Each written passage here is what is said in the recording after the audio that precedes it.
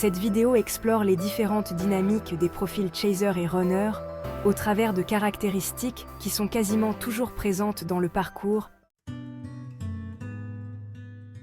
Commençons.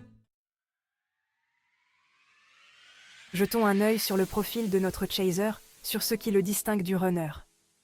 Le chaser est quelqu'un de très direct, on pourrait dire brut, de décoffrage, un peu trop franc, même à ses dépens. Il porte facilement des jugements, et il est souvent très sérieux. Il est généralement plus âgé que son runner, avec une moyenne constatée de 10 ans d'écart. Il est souvent de sexe féminin, 70% des chasers sont des filles, à peu de choses près. Le chaser a du mal à quitter une situation, une personne. Il préfère s'oublier pour le bien des autres.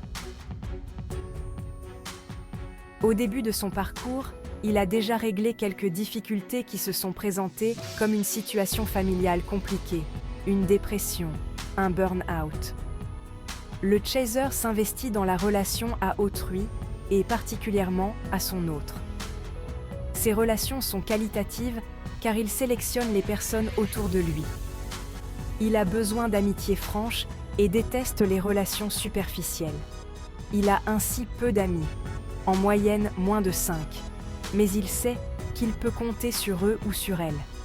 Il est pragmatique, très cartésien, ne croit pas en la réincarnation, aux anges, au karma en début de parcours. Il s'est construit de manière monolithique, d'un bloc. Le chaser est déstabilisé par son jumeau qui le met dans l'inconfort au début de la relation, ce qui est normal puisqu'ils sont complémentaires.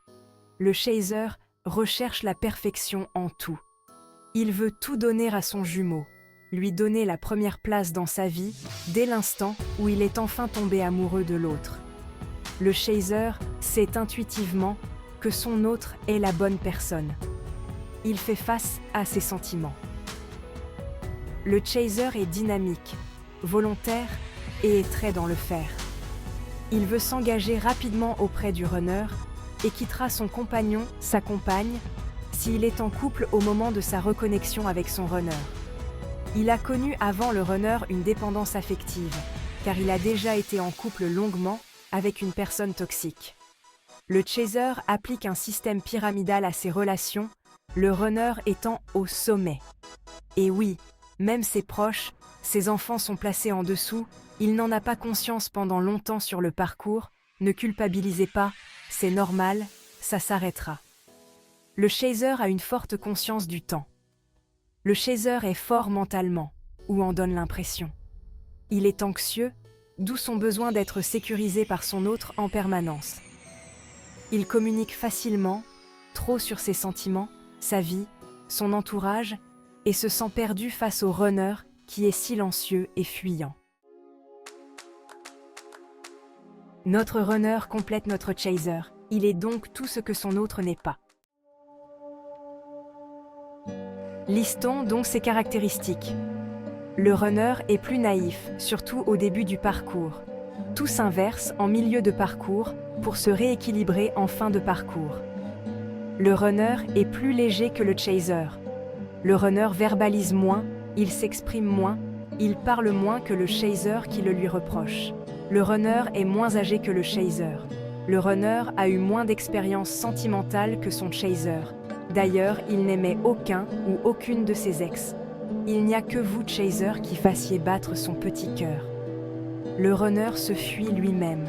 Il ne se connaît pas et n'explore pas son moi intérieur, car il est bourré de peur, d'où ses relations superficielles aux autres. Il a énormément de contacts, mais il ne peut compter sur personne, sauf sur son chaser. Le runner maîtrise mal son émotionnel et ne sait pas répondre à son chaser qui, lui, est longtemps dans l'émotionnel. Le runner met de côté ce qui le dérange.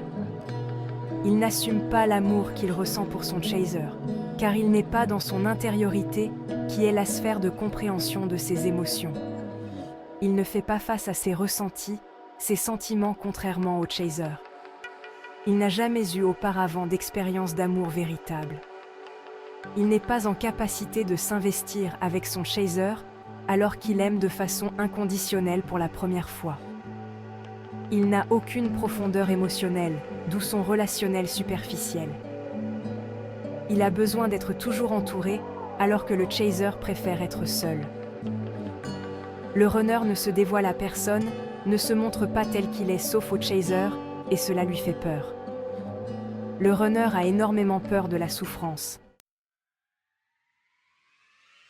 Merci d'avoir regardé cette vidéo, n'oubliez pas de vous abonner et d'actionner la petite cloche pour avoir plus de contenu informatif et inspirant.